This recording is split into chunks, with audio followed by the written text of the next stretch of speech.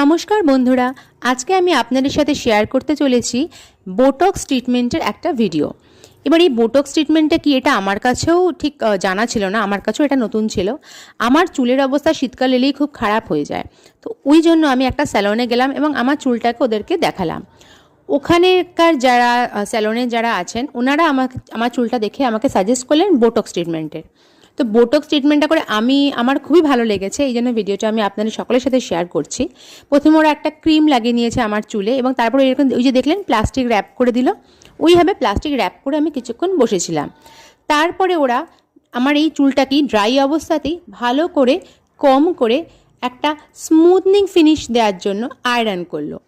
এই আয়রনটা কিন্তু কখনোই ওই স্ট্রেটনিং বা স্মুথনিং যখন আপনারা করান সেই রকম কিন্তু আয়রনিং এরা করছে না, এরা একটা হালকা আয়রনিং করছে জাস্ট হেয়ারটাকে একটা স্মুথনিং ফিনিশ দেওয়ার জন্য।